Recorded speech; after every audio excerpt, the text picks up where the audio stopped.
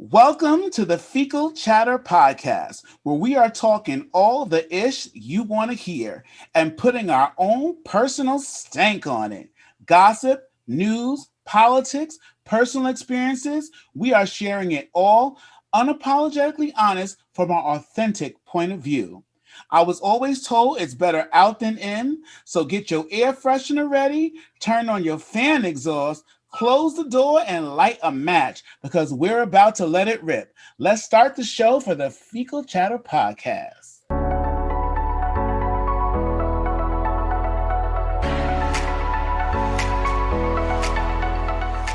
I am so excited. This is the first episode of the new phenomenon, the Fecal Chatter Podcast, getting ready to take the internet and the podcast industry by storm. We're talking all the ish, all the dish, and we're giving it to you straight, unfiltered, funny, serious, everything we're thinking, straight from our bathroom. Now, I'm actually in a virtual bathroom, and I'm Joe Cleasy, and my other co-host, introduce yourself, Ita. My name is Ita Wordiger, and I'm in a real bathroom. Well, not a toilet, it's a shower. So it's like, Well, still, it's clean. It's where you wash yourself. Yes, that's a beautiful shower you have, by the way, in the background. I just love that stone and everything. If I had a shower like that, I would take more of them.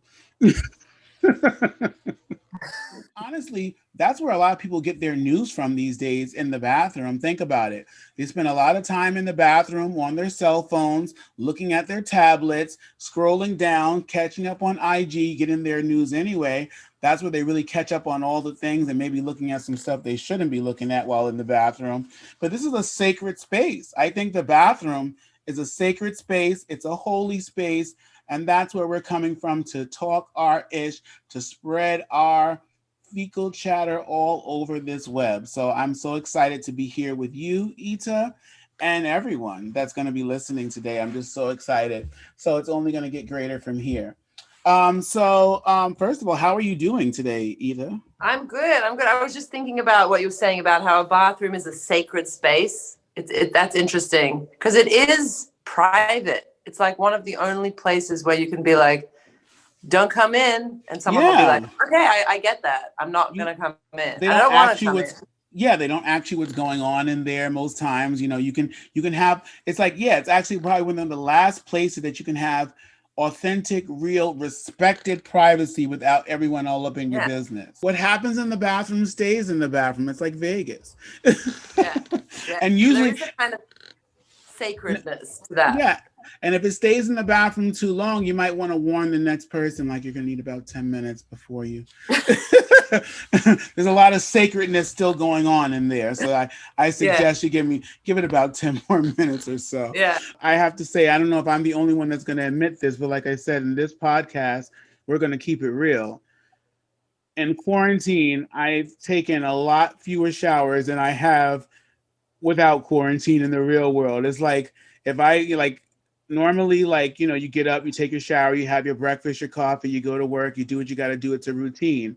And then somewhere in the pandemic, in the quarantine, you stop doing all that. Like, you don't have to take a shower, like, if you really don't want to. So you get up, or you don't change. I said you don't change. You just wear the same thing. You sleep in it. You wear it all day. Then you sleep in it again. And you forget what day it is. You forget what day it is. The way I could tell, what day it is like, I tell how many stains are on my shirt. Like, okay, I didn't have lasagna today. That was Wednesday. It's Friday now. So that I can just see, that's how I kind of get the week going on. It's your journal.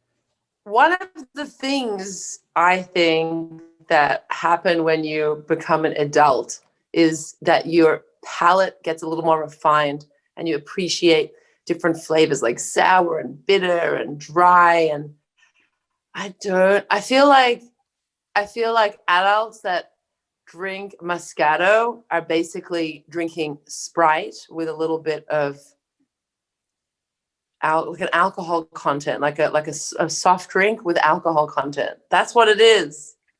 Yeah, you're probably right. but I don't. That's just what I like personally. But I stopped drinking it because of the sugar content. I love sweet drinks, so I love anything sweet. I haven't grown up in many ways, I guess. So we have added one more notch to the belt of where I have not matured in But I my. think you can.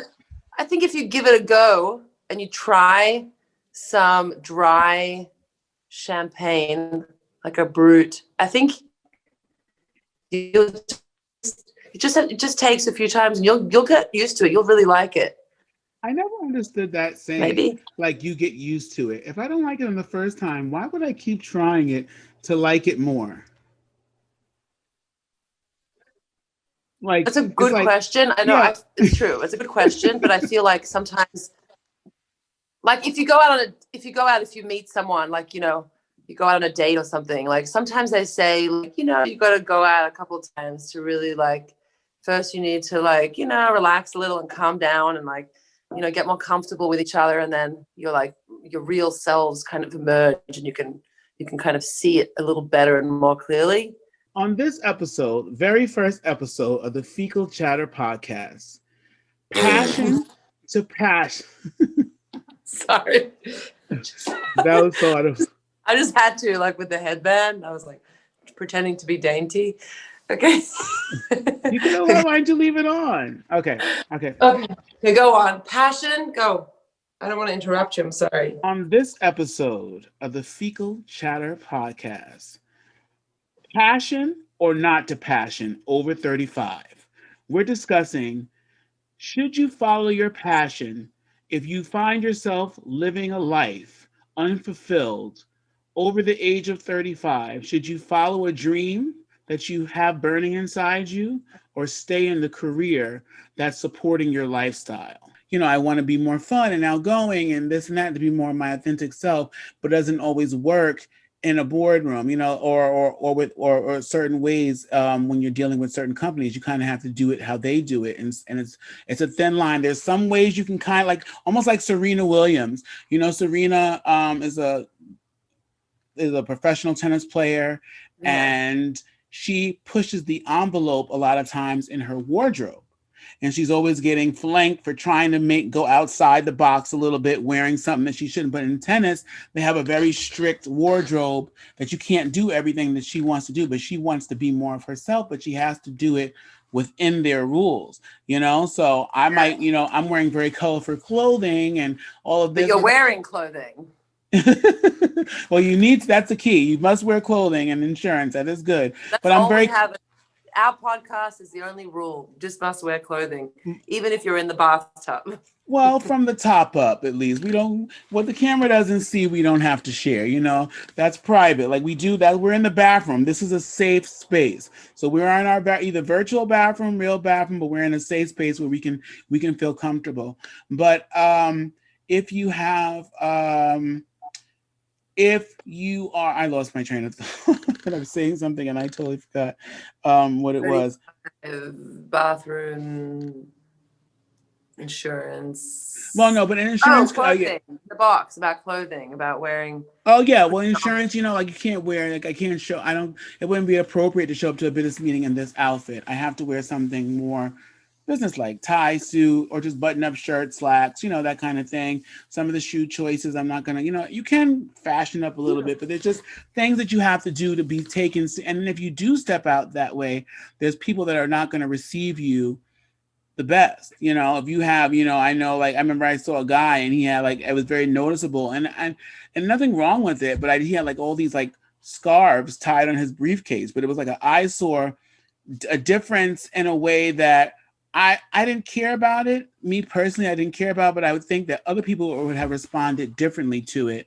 And if they didn't respond differently to it, like a fit, they would definitely, it was noticeable. And I didn't know if it did anything in a good way for him to come in like that, like a man briefcase with all these colorful pink and fuchsia scarves all tied on the side. It was like, whoa. So it's like a statement right there. And then it's like, okay, is everyone going to take you seriously? And that's another, like, an aspect. And I think you should be able to do that. And you should be judged by the merit of your work. But but there is a science to it as far as how are they going to hear your work when all they're looking at is your outfit, or all they're Yeah. thinking about is your outfit. Like, your impressions matter. And I remember RuPaul said in her book, we're all born naked and everything else is drag.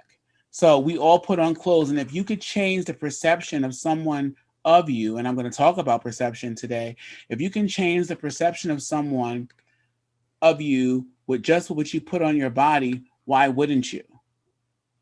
Why wouldn't you do that? I remember I heard Oprah say something like, Stedman, every time he went to the store, he put on a suit jacket. And she said, you're just going to the store. Why would you put on a suit jacket?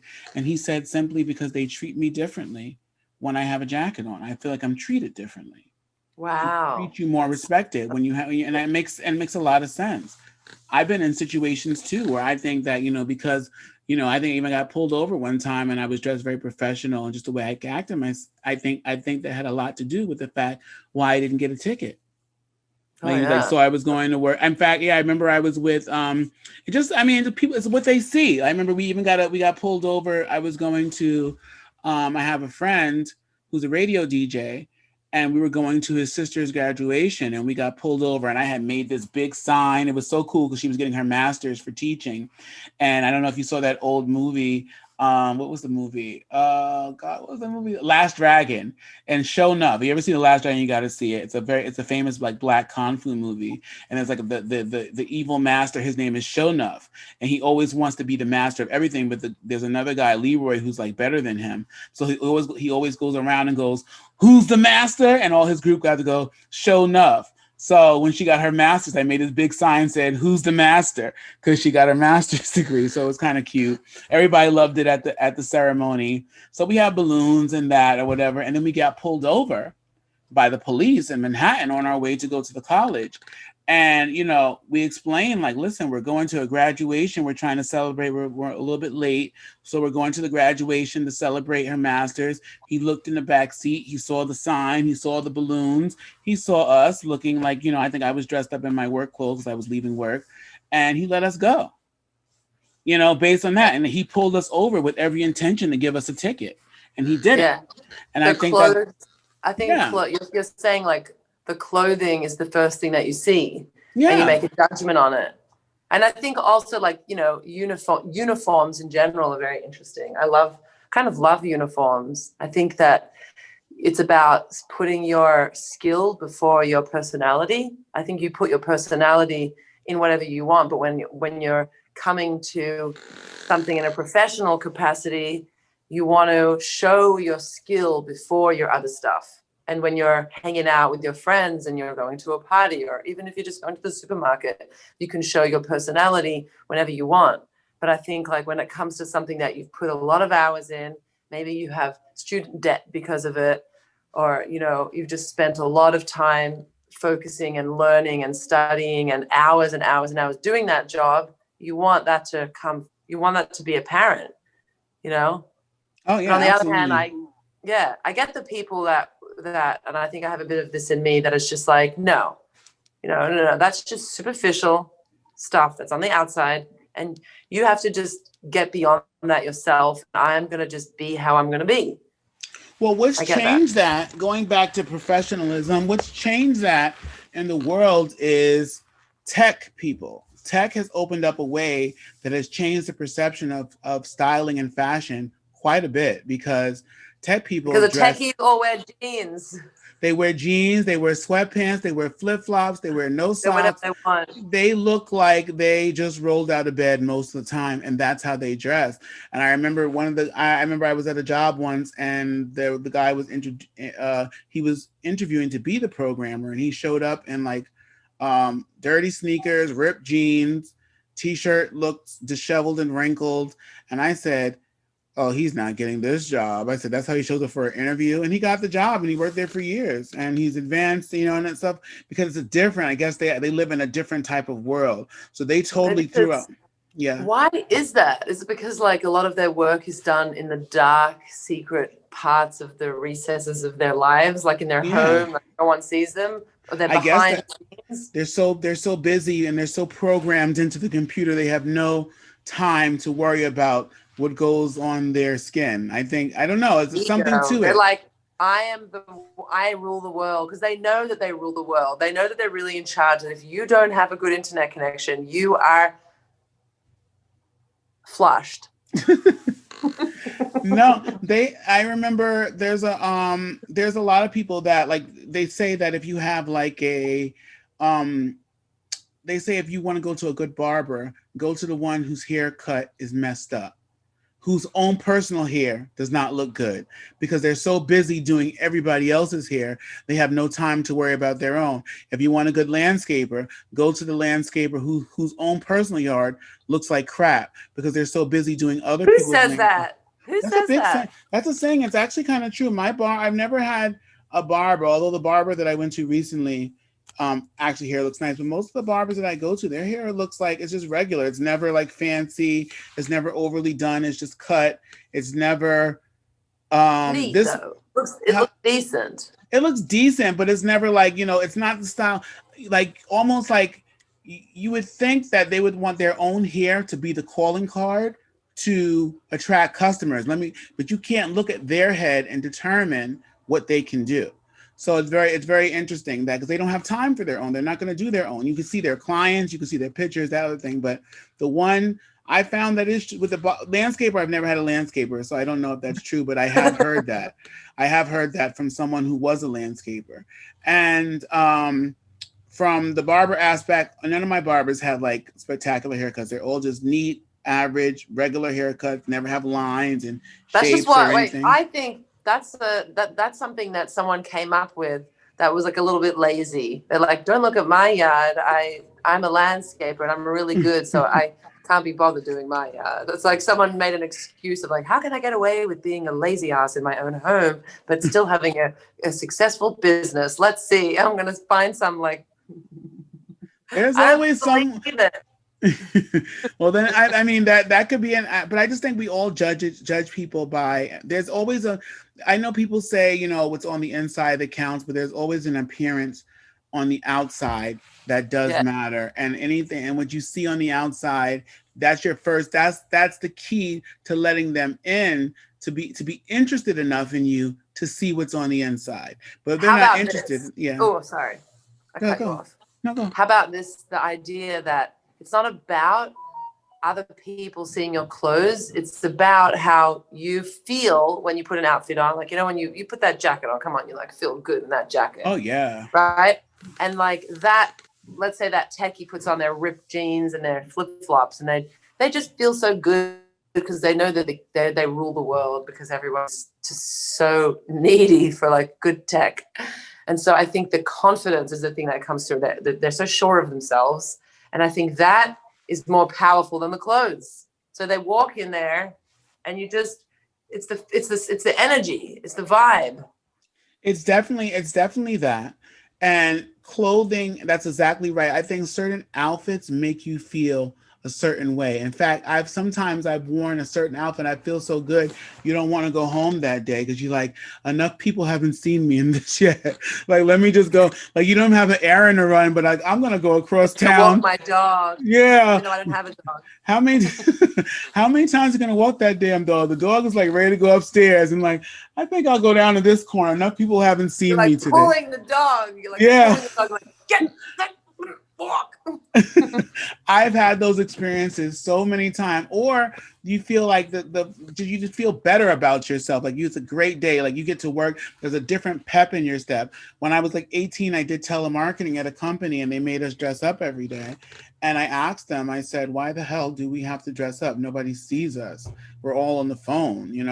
And they told me, because you act differently when you're dressed up. You're more professional. And that's why we have you dress up, because if we let you come in here and rip jeans, it's a different attitude. But when you're dressed up, your demeanor changes. And I think there is some logic to that, some science. You do feel different, you act different, you eat different.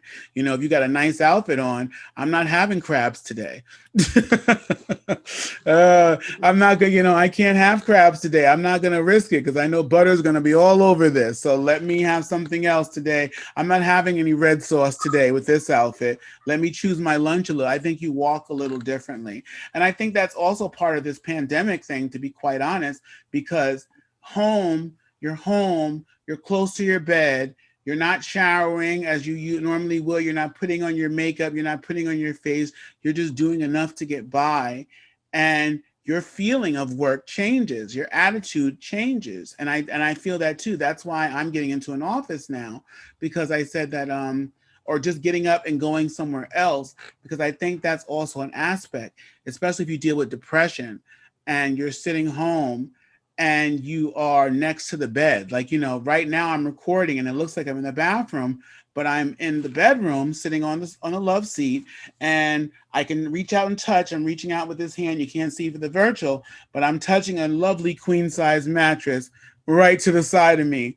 And if you're a person that suffers with depression, or and it's so easy just to crawl over here, get in here, and get lost. And you're trying to. It's a very interesting dynamic.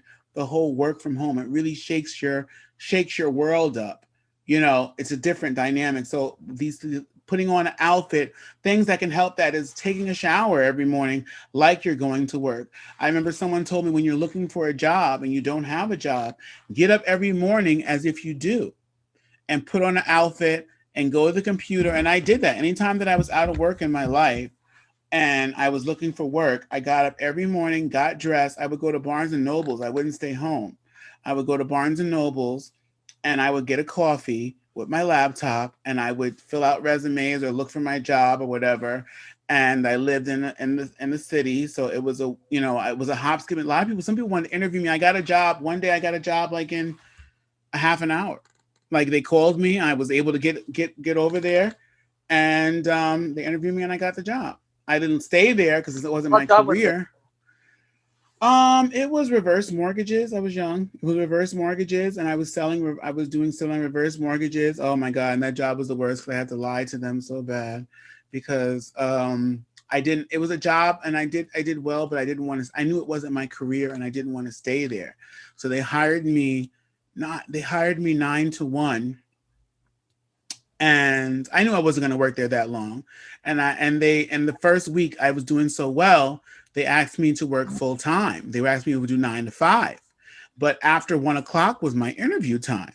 So like, I couldn't do a 9 to 5, then I wouldn't be able to interview for a job that I really wanted, or that I've been doing. Right.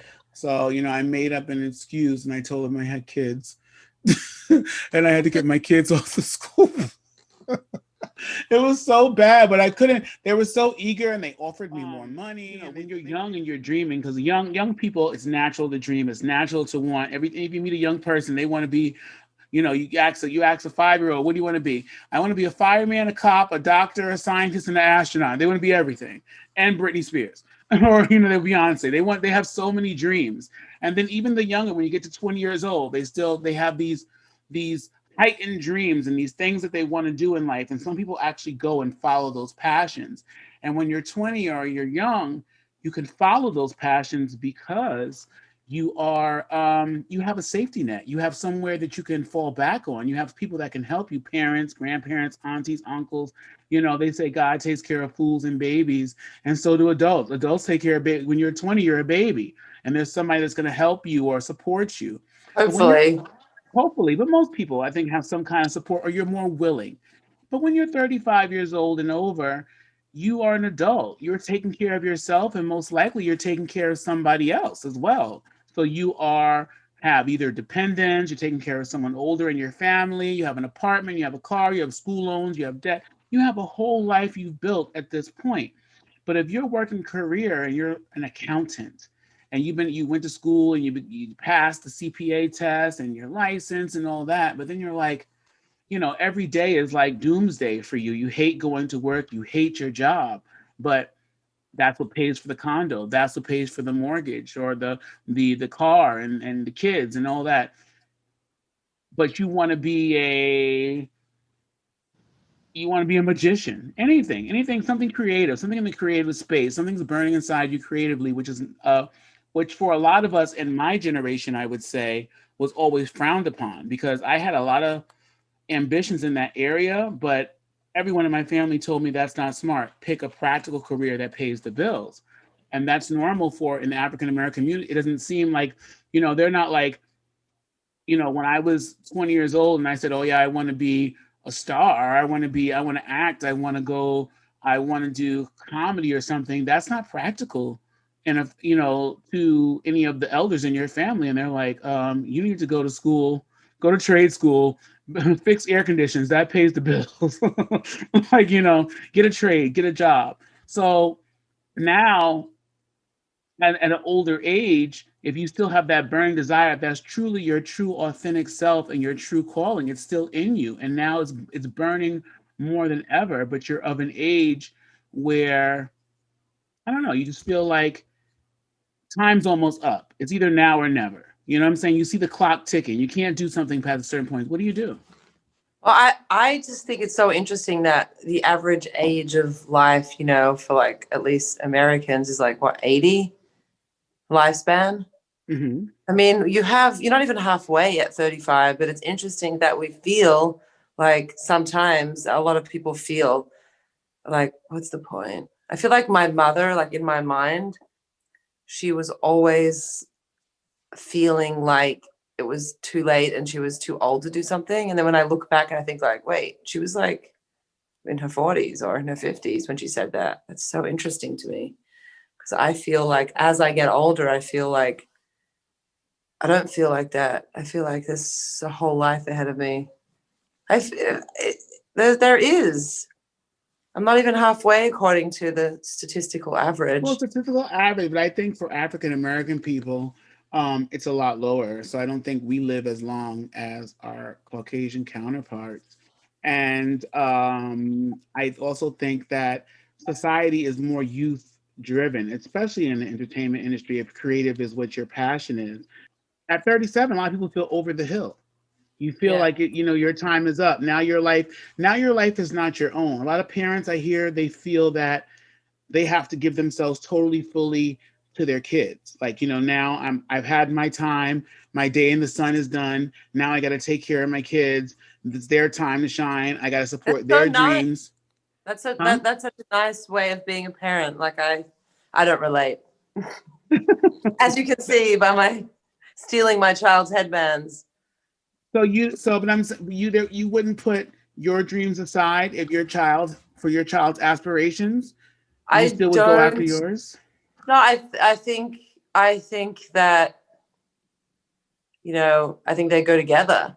I think the more I can dream, the more I can show my children that they can dream, and vice versa. And the more I don't think that it's a fight between. It's not like I have to like take my kids to like Olympic meets, swim at 5 o'clock in the morning. Like they're just regular kids. And I think that if they see that I'm done at the age of, I'm 38 now. So if they see I'm done, I'm just gonna like do nothing now, that's what they're going to grow up to think. When you get to 38, you're done. But I think Yeah. that because they see me, I'm newly separated. I was stay-at-home mom for like 4 or 5 years, but I had a whole career, before that, sort of like kind of promising career.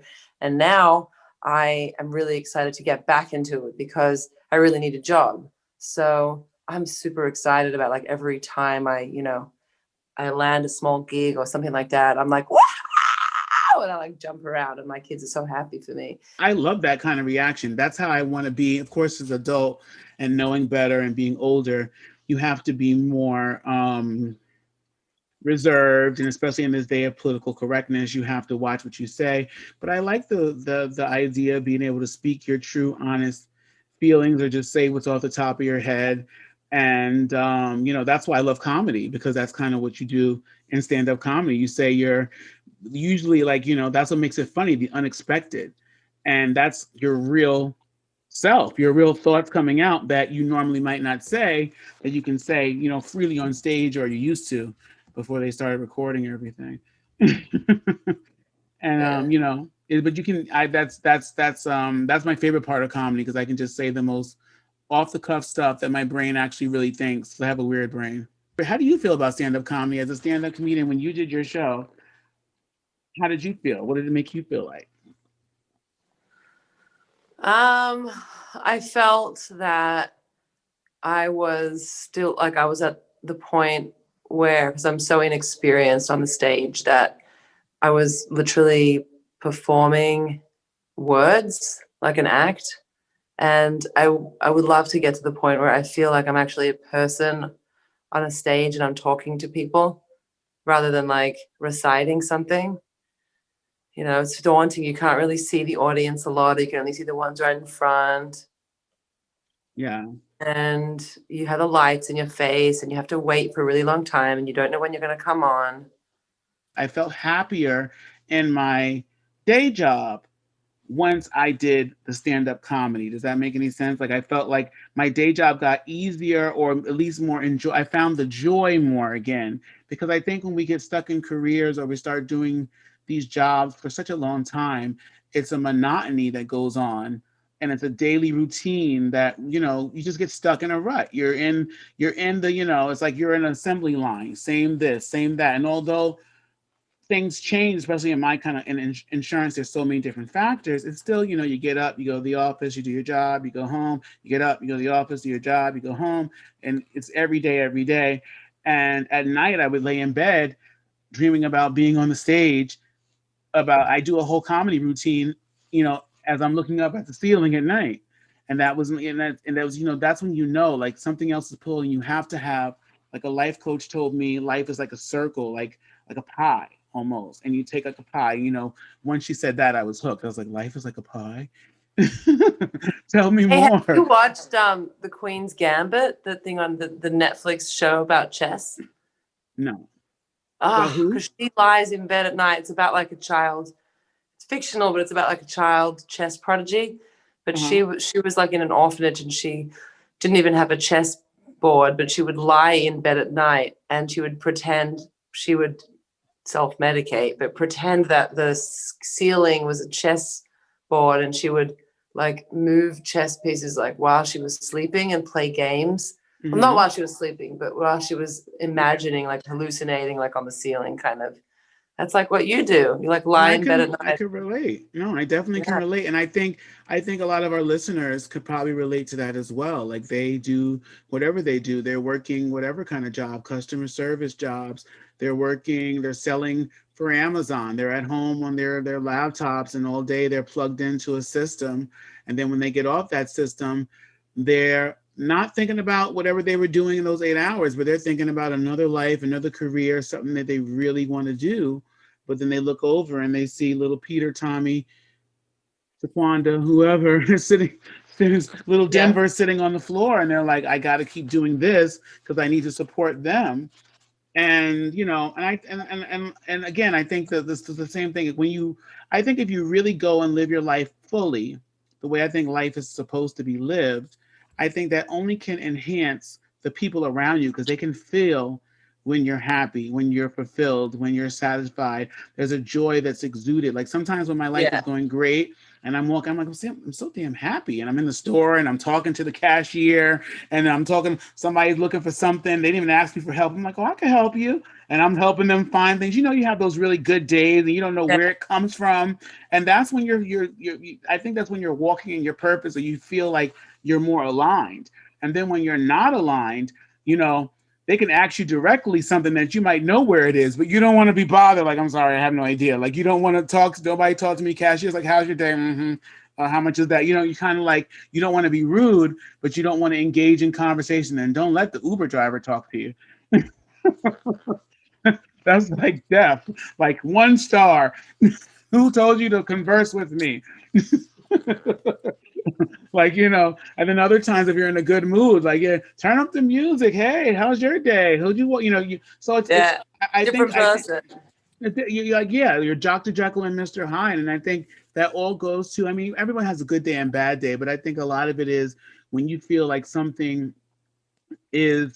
something's not right, something else is bothering you, you can't be authentically who you want to be, who we all want to be. Because that person who talks to everybody and is friendly and happy to buy, and if there's a mistake at the store, they're taking a long time, it's not a big deal. Oh, no problem. That kind of person, that's who I want to be at my core. I think that's the natural me.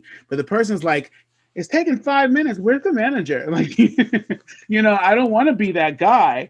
But if like sometimes you feel you have to be. And I think it's all about, I think everything is connected. It's like the circle of life. Like it's all connected. Back to that circle. It's like a slice of pie, like she was saying.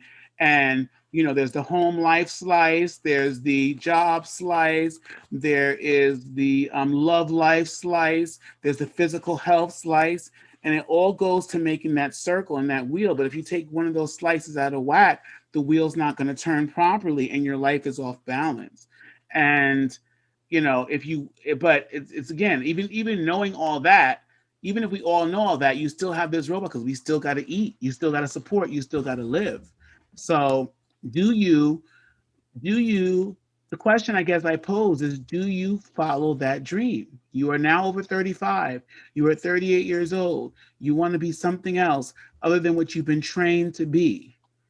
Do you say, I'm going to go for it, or I'm going to live vicariously through my children, or am I going to just do what I've been doing, pay these bills and support my family, and make sure the next generation can dream, because I'm going to leave it up to them.